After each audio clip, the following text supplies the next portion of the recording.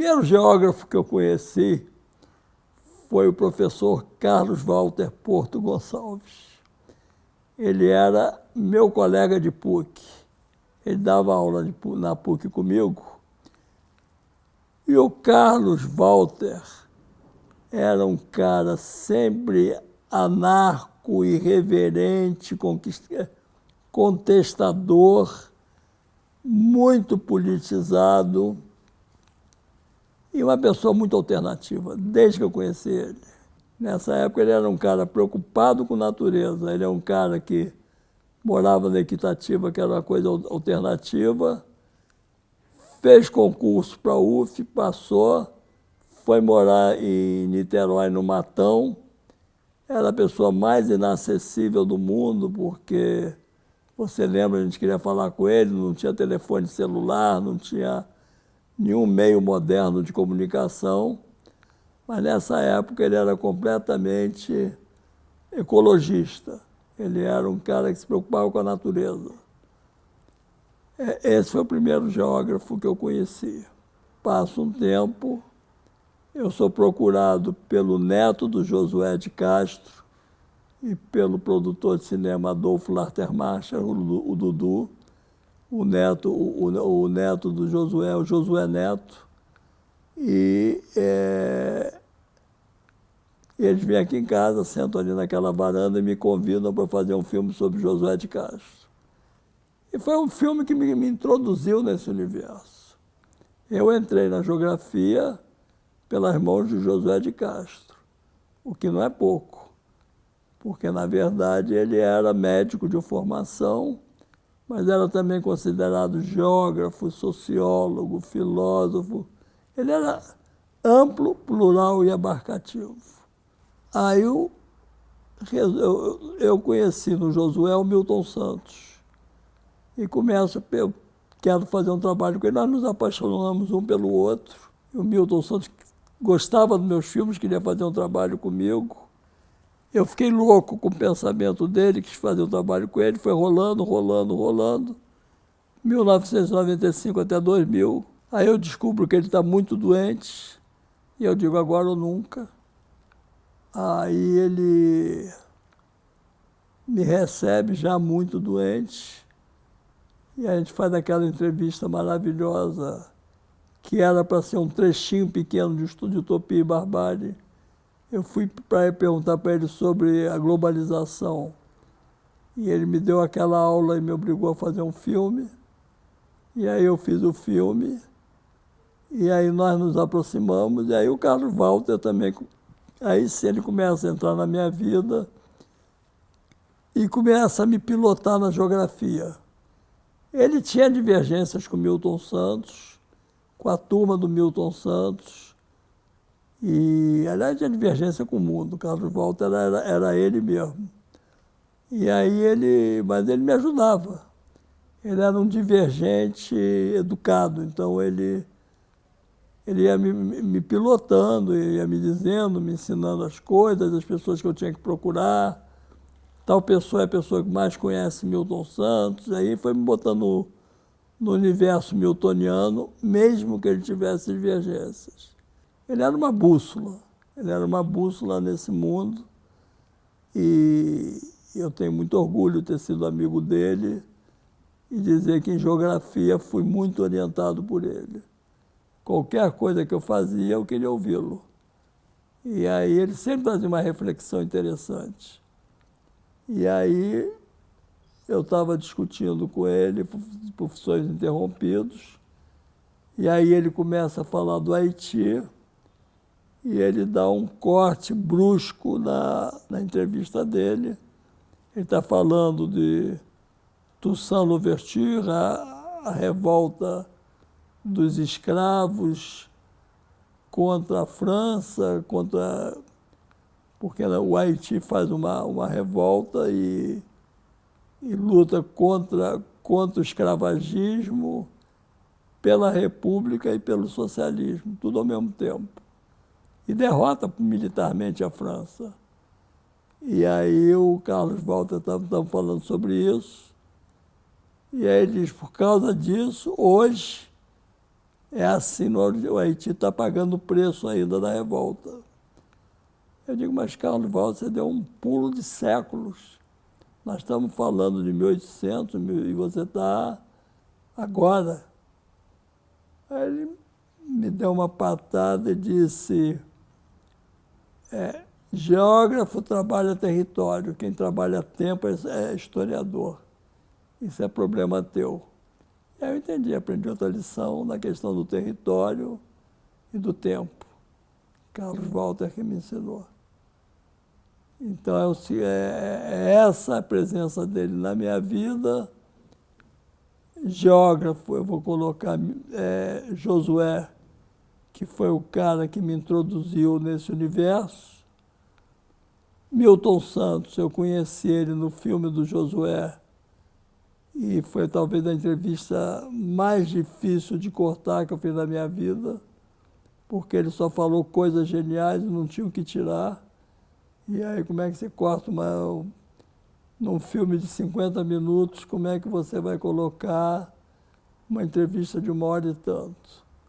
Então, eu me aproximei dele, e aí fiz a segunda entrevista com ele, foi maior ainda e melhor ainda, que gerou o encontro com Milton Santos, que também era uma pergunta de 3 minutos sobre a globalização, que ele tinha falado em 95, eu queria pegar em 2001 o que ele achava, e ele fez um testamento, que é o filme Encontro com Milton Santos.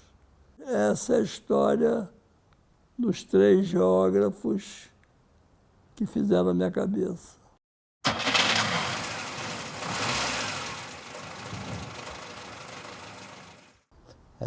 Tijuca, Copacabana, depois Chile, aí você vai entrar no que você chama de seu tour socialista, né? Você vai para Cuba... Globetrotter da Revolução. É isso. Já bem antes, a Globetrotter da Revolução já começa na ida para o Chile. Chile, Cuba, República Democrática Alemã, União Soviética. Tudo isso, Vietnã, Portugal da Revolução dos Cravos. Isso eu roubei do Juarez Ives, que ele dizia que ele nasceu 2 anos antes do século. Ele nasceu em 1898. E aí, quando ele se forma rapazinho, ele diz que ele começa a fazer cinema, ele diz, aonde tem alguma coisa queimando, eu estou lá filmando.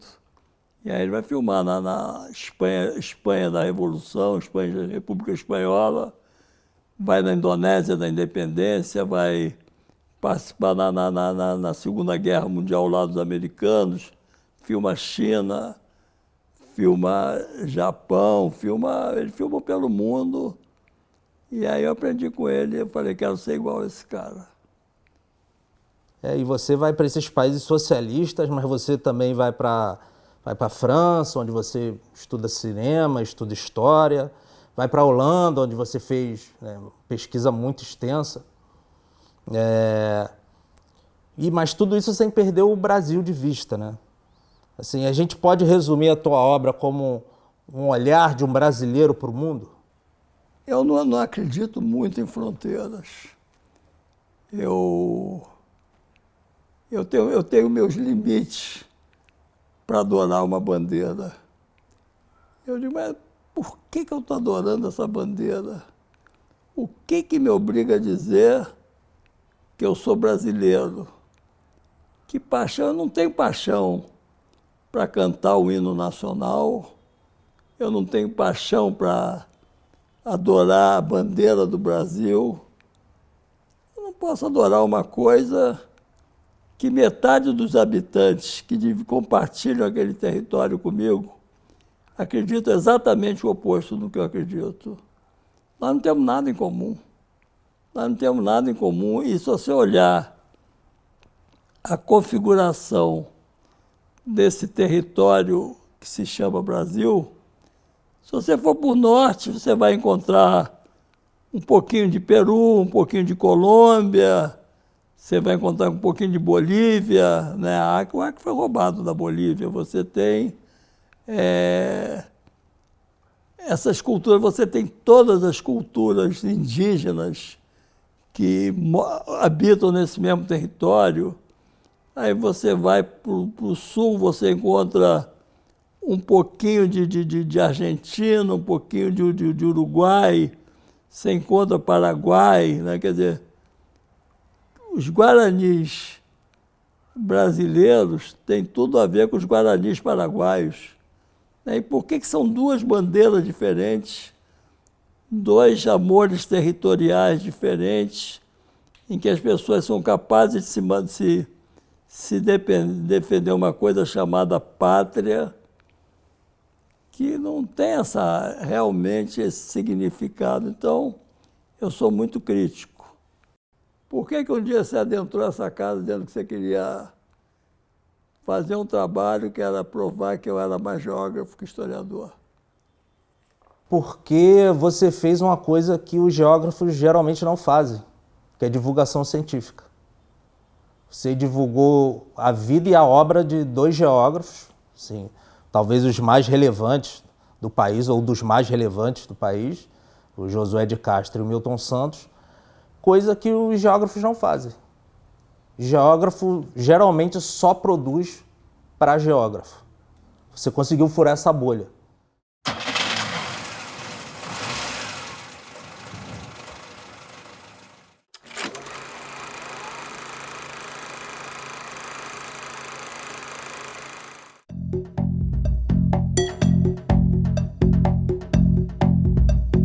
Como sobreviventes de uma guerra nos 4 cantos do mundo, 1,3 bilhão de pessoas padecem de fome. Vivem abaixo da linha da pobreza, à margem da dignidade humana. Sempre ao Deus dará. São involuntários combatentes da guerra da fome, que a cada ano mata 40 milhões de pessoas. E não acaba. Cotidianamente, é realimentada pelo abismo que separa os que têm e podem quase tudo dos que não têm nada. Foi a voz de um brasileiro que expôs a tragédia da fome. Josué de Castro denunciou, apontou causas e consequências. E, principalmente, ofereceu alternativas. Tout l'extraordinaire progrès du monde peut être remis en cause par le problème de la faim mondiale. Car la prise de conscience de ce problème conduit les peuples affamés à la révolte. Dans 20 ans, ou bien nous aurons la catastrophe par la famine mondiale, ou bien nous aurons l'abondance pour tous. Car on dispose des ressources naturelles, techniques et financières suffisantes pour résoudre les problèmes.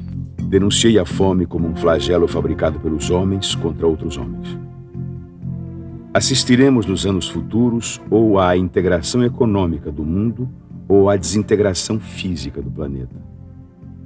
A paz depende mais do que nunca do equilíbrio econômico do mundo. A segurança social é mais importante do que a segurança nacional baseada nas armas. Só há um tipo de verdadeiro desenvolvimento, o desenvolvimento do homem. Tecnicamente, o mundo não morrerá de fome. A fome é um problema político. Nem capitalismo, nem comunismo, mas uma outra coisa. Um dia, é possível que a sociedade em conjunto se constitua como organismo único. Os ingredientes da guerra são o ouro e as bombas atômicas. O ouro acumulado à custa do sofrimento e miséria de 2/3 da humanidade. E as bombas produzidas pela aplicação pervertida da ciência a serviço da destruição e da morte. Os ingredientes da paz são o pão e o amor. Sou um homem interessado pelo espetáculo do mundo.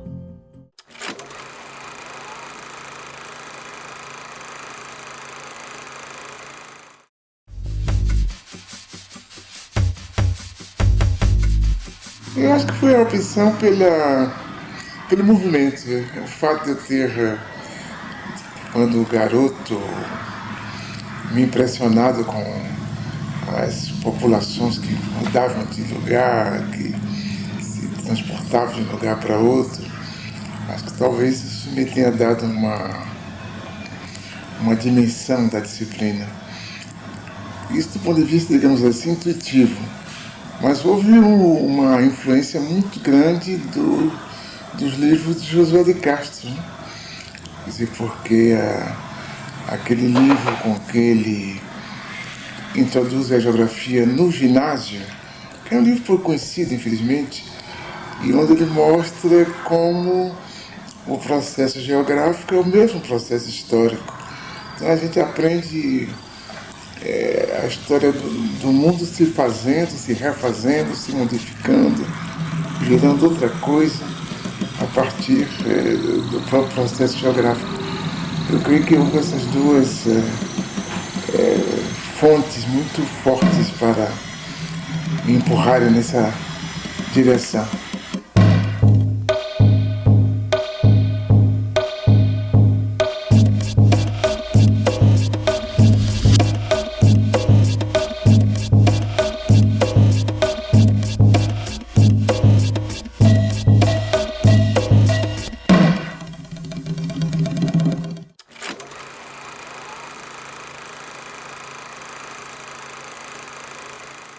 A cidade do colonizado é uma cidade faminta.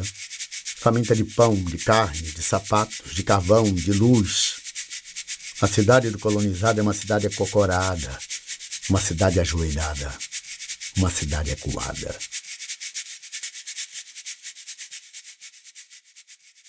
Você só coloniza aquele que você primeiro inferioriza. Você não coloniza quem é igual. A primeira condição da colonização, de você colonizar um povo em uma região, é, na verdade, desqualificá-lo, inferiorizá-lo. A inferiorização do outro é a condição da colonização. Então, já começa com um problema de desqualificação, isso que eu chamo de experiências humanas outras, né? Que é o que é a humanidade na sua riqueza diversa. São diversas formas de ser humano. Então, eu sempre falo que nunca deve se falar simplesmente em expansão do capitalismo, porque a expansão é a visão de quem está se expandindo, mas para quem está sofrendo, aquilo que nós chamamos tranquilamente de expansão é invasão.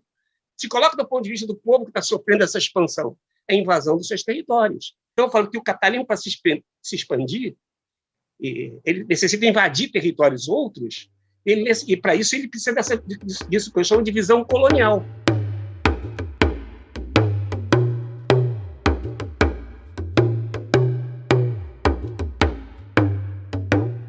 Os europeus ocuparam o continente e se relacionaram com as sociedades africanas de diferentes formas. Não existiu o modelo inglês, francês ou português de colonização. Como praticamente tudo na África, não é possível falar em domínio no singular, mas em muitas formas de exploração colonial, da negociação à violência.